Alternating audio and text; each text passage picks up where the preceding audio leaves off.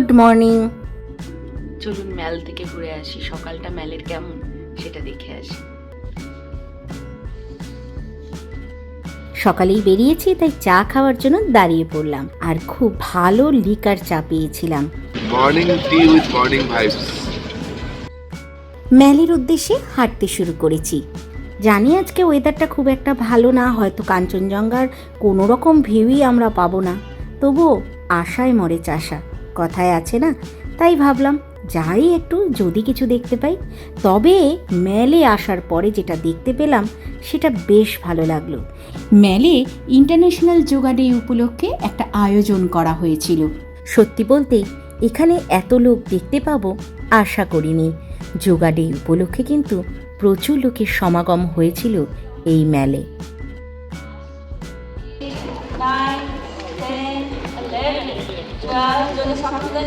বেশ কিছুক্ষণ ম্যালে হাঁটার পরে ম্যালের থেকে যে দুধারে দুটো রাস্তা বেরিয়েছে, তার বাঁ হাতের রাস্তাটা ধরে আমরা একটু এগিয়ে আসলাম। এখানকার ভিউটা ছিল অসাধারণ। তবে একটু বসে দুজনে একটু আড্ডা মারছিলাম, তখনই দেখলাম এখানকার ছোট ছোট বাচ্চা বাচ্চা মেয়েরা লাল ফিতে মাথায় দিয়ে চলেছে তারা স্কুলে। বেশ ভাল লাগছিল কিন্তু দেখতে। বেশ কিছুক্ষণ এখানে আমি আর ভট্টাচ সময় কাটালাম। এবার ভাবছি একটু ম্যালে গিয়ে ম্যালের যে ডান হাতের রাস্তা, মানে এই যে এই রাস্তাটা, এটা দিয়ে একটু এগিয়ে যাই। এই দিকটা এটা ভালো লাগে জানো তো। ঠিক আছে, সব করছে, কিন্তু কিছুটা না পুরনো জিনিসকে ধরে রাখলে সেটার ভালো লাগাটা একটু অন্য জায়গায়। এই রাস্তা ধরে এগিয়ে গেলে সামনেই পড়বে মহাকাল মন্দির। চলুন, এই যে মহাকাল মন্দির। তবে আজ মন্দিরে উঠব না, একটুখানি হেঁটে আমরা হোটেলে ফিরে যাব। কেশবকে হোটেলে একা রেখে এসছি, আর তার সাথে আজকের প্ল্যান হচ্ছে জুতে যাওয়ার। চলুন আর একটু কিছুক্ষণ সময় কাটাই এখানে, তারপরে হোটেলে ব্যাক করে যাব। ম্যালে এসে অনেকক্ষণ বসেছিলাম, এখন হোটেলে ফিরছি। ফেরার পথে দেখলাম এখানকার মানুষেরা গম খেতে দিয়ে যাচ্ছে পায়রাকে। তবে এই এক জায়গায় নয়, এই পুরো ম্যালের জায়গায় জায়গায় কিন্তু গম ছড়ানো আছে। চলুন এবার আমরা হোটেলের দিকে রওনা হই।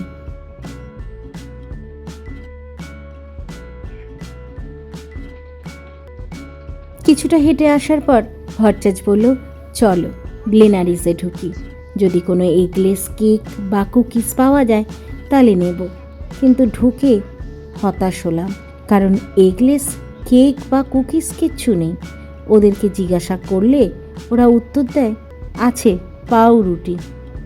বলুন তো, এখান থেকে কেক কুকিজ এইগুলো নেব না পাউরুটি নেব? গ্লেনারিসে কিছু না পাওয়ার জন্য ভট্টাচ বলল, চলো কেভেন্ডার্সে যাই। কিন্তু সেখানেও হতাশ হলাম, কিচ্ছু পেলাম না। এবার হোটেলের দিকে যাচ্ছি। হোটেলের উল্টো দিকে আগের দিন সিঙ্গারা খেয়েছিলাম, সেই দোকানেই গরম গরম কচুরি আর ছোলার ডাল। দিদিভাইদের ফোন করলাম, তবে দিদিভাই আসবে না, দাদামণি আর মাম্মা আসছে। ওই যে এসে গেছে, চলুন এবার খেয়ে নিই আগে। সকালে ব্রেকফাস্ট করার পরেই আমরা বেরিয়ে পড়েছিলাম জুয়ের উদ্দেশ্যে। আর জুয়ের জন্য আমাদের দরকার একটা গাড়ি, আর গাড়ি নেওয়ার জন্য আমরা চলে যাচ্ছিলাম গাড়ি স্ট্যান্ডে। সেখান থেকে একটা গাড়ি নিয়ে নিলাম, আমরা সবাই মিলে বসে পড়েছি গাড়িতে। কেশু ওর বাবার কোলে, মাম্মা ওর বাবার কোলে, আর দিদিভাই সামনে, আমি। চলুন এবার জুতে যাই।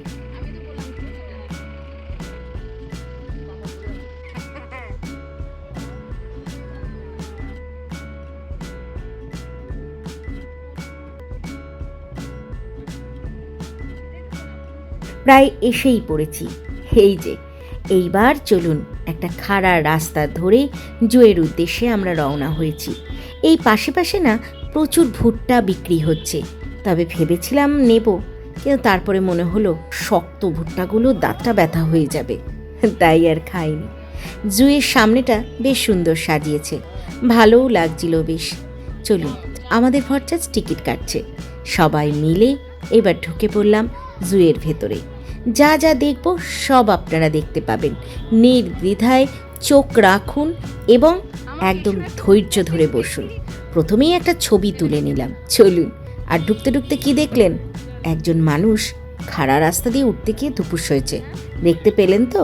চলুন এবার আমরাও একটু সাবধানে হাঁটি।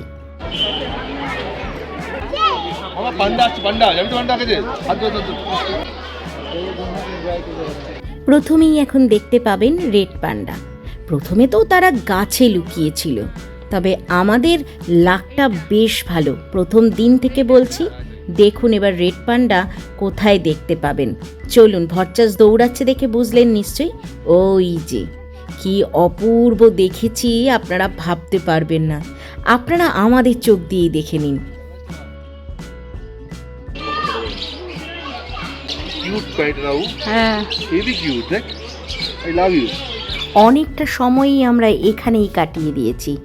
আর এখানে সময় কাটাতে গিয়ে আমরা কিন্তু বৃষ্টিতেও ভিজেছি, তবে কুছ পরোয়া নেই। বৃষ্টি তো কি হয়েছে, রেড পান্ডা এইরকম সুন্দরভাবে দেখার সৌভাগ্য কি কেউ ছাড়ে?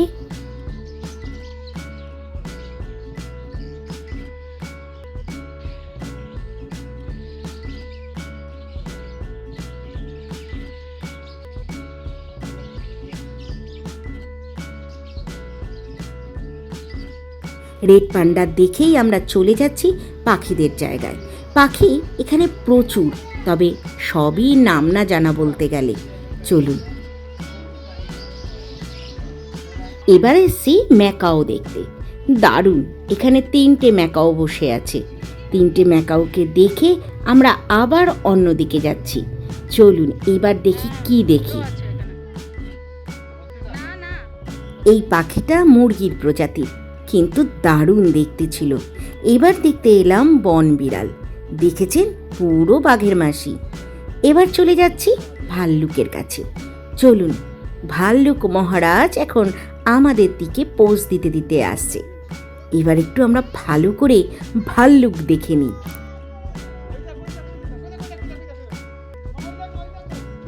দিব্যি আসছিলেন উনি, কিন্তু কোনো মানুষ ওনাকে ভয় দেখিয়েছে আওয়াজ করে।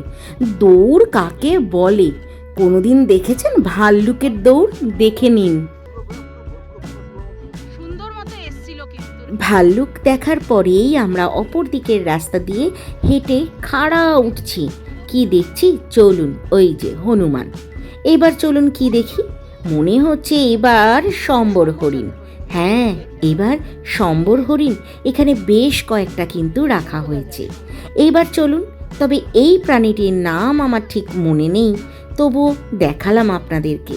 এবার যে এই প্রাণীটা, এটারও নাম মনে নেই, তবুও দেখতে অসুবিধে কোথায়, তাই না? মাঝখানে এই প্রাকৃতিক সৌন্দর্য অদ্ভুত লাগছিল, কিছুটা রাজ সিনেমার ব্যাকগ্রাউন্ড লাগছিল না? এবার অনেকটা হেঁটেছি বলে আমরা সবাই বসে পড়লাম। বসে একটু ফটো সেশনও করলাম। এবার আবার ওপরে উঠছি। চলুন দেখি কি দেখা যায়। এখানেও আরেক প্রজাতির হরিণ রাখা হয়েছে। এবার চলুন আরও উঠি। তবে এই প্রাকৃতিক সৌন্দর্য দেখতে দেখতেই মেঘে ভরা একটা জায়গা দেখলাম। সেখানে ঠিক যে কি আছে প্রথমে বুঝে উঠতে না পারলেও পরে বুঝতে পেরেছি, এখানে সাদা রঙের বাঘ রাখা আছে। ওই দেখুন, দেখতে পাচ্ছেন? রীতিমতো ওনারা ঘুমোচ্ছিলেন। এবার একটা উল্ফ দেখতে পেলাম, এই যে উনি হাঁটাহাঁটি করতেই ব্যস্ত। এবার চলুন আরও উপরে উঠি। এবার কি দেখতে পাবো সেটা জানি না, চলুন দেখি।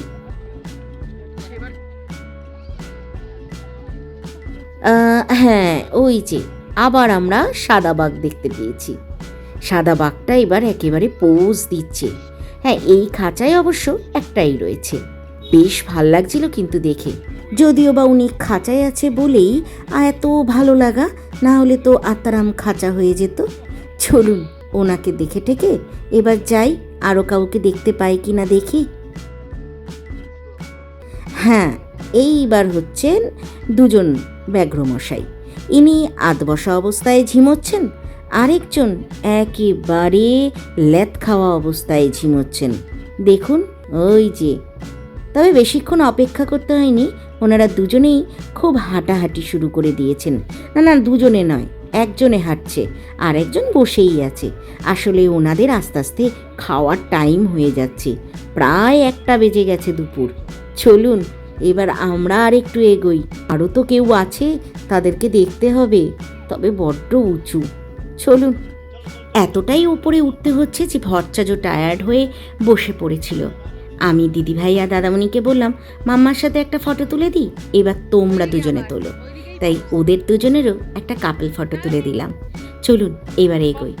এই যে এখানে আরও নানা রকমের ম্যাকাও রাখা আছে। এদেরকে দেখে যখন বেরিয়ে আসছি তখন চোখে পড়ল আরও বেশ সুন্দর কয়েকটা পাখি। মুরগির প্রজাতির কিছু পাখি তো আগেও দেখেছি, এখানেও রয়েছে, কিন্তু সেই পাখিগুলো চলুন দেখে নেবেন, খুব সুন্দর। এখানে পাখি রাখার যে জায়গাটা সেটা এত সুন্দর বানিয়েছে। এই যে এই পাখিগুলোর কথাই বলছিলাম, অপূর্ব দেখতে। মুরগির প্রজাতির হলেও পাখিগুলো একটু অন্যরকম। তবে এটা কি পাখি নাম জিজ্ঞাসা করবেন না, কোনো নাম মনে নেই, তখন আনন্দের সাথে শুধু দেখে গেছি। এই যে কি সুন্দর না পাখিটা, দারুণ দেখতে। চলুন এই পাখিটাকে দেখে এবার আবার যাই আরেক জায়গায়, কারণ অনেক পাখি আছে এখনও, সেগুলোও দেখতে হবে। এই ম্যাকাও মহারানী তো উনি এখন নেট বেয়ে বেয়ে বেয়ে বেয়ে কোথায় যে উঠছেন সেটা উনিই জানেন। ঠিক আছে, চলুন আমরা হাঁটি। অনেকক্ষণ সবাইকে দেখিয়েছি, ভাবলাম একবার নিজেকে দেখাই। দেখিয়ে এবার হাঁটছিলাম, ভট্টাচার্যকে বললাম, তুমি আর কেশব একটু দাঁড়াও তো, ফটো তুলে দিই। সত্যি বলতে এই ট্রিপটায় ভট্টাচার্য কেশবকে কোলে নিয়ে নিয়েই ঘুরেছে।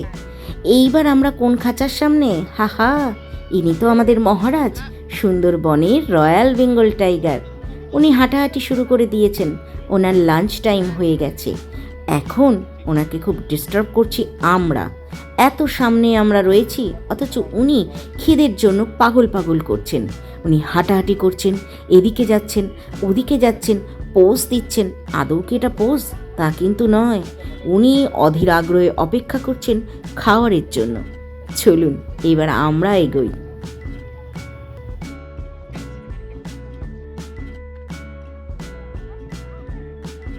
এই প্রাণীটি দেখুন তো চিনতে পারেন কি না। আর ইনিও হাঁটাহাঁটি করছেন সেই একই কারণে, ওনারও লাঞ্চ টাইম হয়ে গেছে।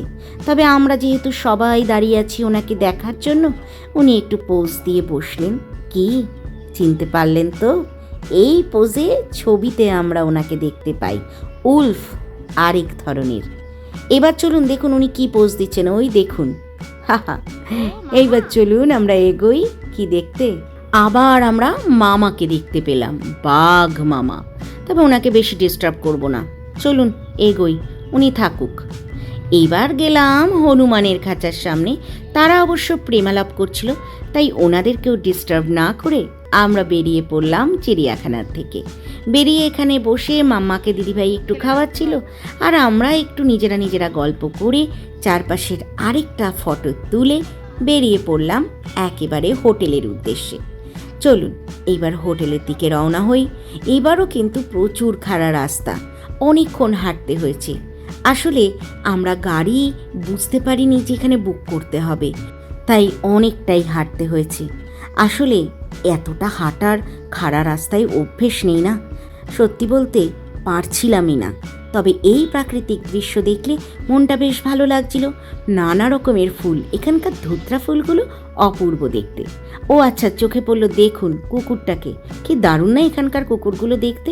আর এই হচ্ছে একটা চার্চ। এই সব দেখতে দেখতেই আমরা আস্তে আস্তে হাঁটতে হাঁটতে ওপরে উঠেছি। তবে মাঝখানে আমরা একটু মোমোও খেয়েছিলাম, সেটার আর ভিডিও করা হয়নি। আসলে শরীরটা এত টায়ার্ড হয়ে গেছিলো, আর কোনো হুঁশই ছিল না। ওই জন্য আমরা আর দুপুরে কিন্তু লাঞ্চ করিনি। সবাই মোমো টোমো খেয়ে এইবার ম্যালের দিকে এসেই গেছি। এইবার আর একদম অপেক্ষা নয়, সোজা হোটেল, কোথাও দাঁড়াবো না আর। এই দেখুন এখন অনেকটা ম্যাল কিন্তু ফাঁকা। ভট্টাচার্য খুব তাড়াতাড়ি এগোচ্ছে, কারণ গাড়ি ধরতে হবে, আমাদের দেরি হয়ে যাচ্ছে। তবে কেশবকে নিয়ে হাঁটতে হাঁটতে যাচ্ছিল ভট্টাচার্য, একজন এসে কেশবকে দেখে ফটো তুলতে চাইল। চলুন এবার আমরা এই রাস্তা দিয়ে নেমে যাচ্ছি। আগেই দেখেছেন এটা আমাদের হোটেল যাওয়ার রাস্তা। এবার আমরা হোটেলের দিকে যাচ্ছি। তবে এই রাস্তাটাও বড্ড খাড়া ছিল, মানে এখানে যদি আমি 1 মাস থাকতে পারি না, এমনিই রোগা হয়ে যাব। চলুন, আমাদের হোটেল এসে গেছে, এবার আমরা ঢুকে পড়ি, কারণ লাগেজ আমাদের নিচে নামানো হয়ে গেছে।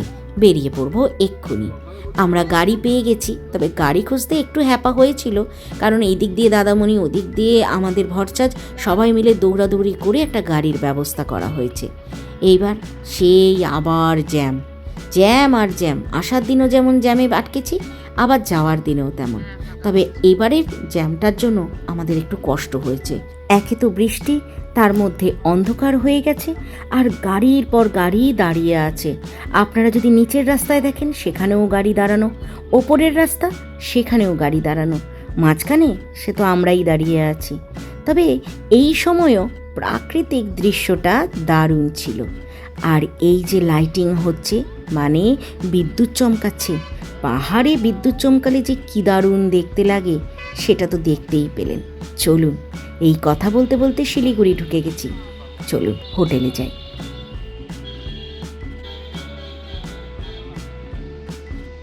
Good evening. Good evening. আপনারা সবাই কেমন আছেন? আমাদের অবস্থা খুব খারাপ, খুব টায়ার্ড। আর দার্জিলিংয়ে প্রচণ্ড বৃষ্টি হচ্ছে। বৃষ্টির মধ্যে দিয়ে আসা শিলিগুড়িতে এত, তার মধ্যে দার্জিলিং থেকে ফেরার পথে প্রচুর জ্যাম ছিল, যার জন্য অনেকক্ষণ টাইম লেগে গেছে। যেটা আমরা 7টায় ঢোকার কথা, সেটা আমরা 9:30টায় ঢুকেছি। খুব কষ্ট হচ্ছে শরীরে, একদম। তো আজকে আমরা এই মাত্রই শিলিগুড়িতে ঢুকলাম, ঢুকে হোটেলে ঢুকেছি। আর এখন এই মুহূর্তে কেশুকে খেতে দিয়েছি, কেশু খেতে বসেছে। এই যে আজকে কেশুর বিছানা এটা, কেশু একাই থাকবে এখানে, আমি আর ভরচাজ এই বিছানায় থাকবো। চলুন, আমাদের খাবার এসে গেছে। খাবার এসে গেছে বলে দাদামণি ডাকতে এসেছিল। আমরা দিদিভাইদের ঘরেই খাবারটা নিয়েছিলাম, কেননা এখানে একটু ঘরটা বড় বলে সবাই মিলে একসাথে বসে খাওয়া যাবে। আমাদের ডিনারে অর্ডার করা হয়েছিল আলু ভাজা, আলুর চোখা, ডাল মাখানি, মুসুরির ডাল আর ভাত। মাম্মার জন্য ছিল নর্মাল আলু সেদ্ধ। চলুন এবার আমরা খেয়ে নিই। খাওয়া দাওয়ার পরে মাম্মা চলে এসেছিল আমাদের ঘরে, কেননা ওর বাবুর সাথে ও একটু খেলবে। এসে একটু ছোঁয়াছুঁয়ি খেলছিল, কিন্তু আমার ভয় লাগছিল খাওয়ার পরে যদি বমি টমি করে দেয় সেইটা, তাই বললাম বন্ধ করো, আর খেলো না। যাই হোক, কালকে সকালবেলা ট্রেন, আমরা যাব আলিপুরদুয়ার। কোথায় যাচ্ছি আলিপুরদুয়ারে, সেটা সারপ্রাইজ রইল। চলুন, আজকের ব্লগ এইটুকুই, দেখা হবে পরের ব্লগে। আজকের মতো গুড নাইট। আমাদের ব্লগ যদি ভালো লাগে তাহলে দেরি না করে লাইক, শেয়ার, সাবস্ক্রাইব করে দিন।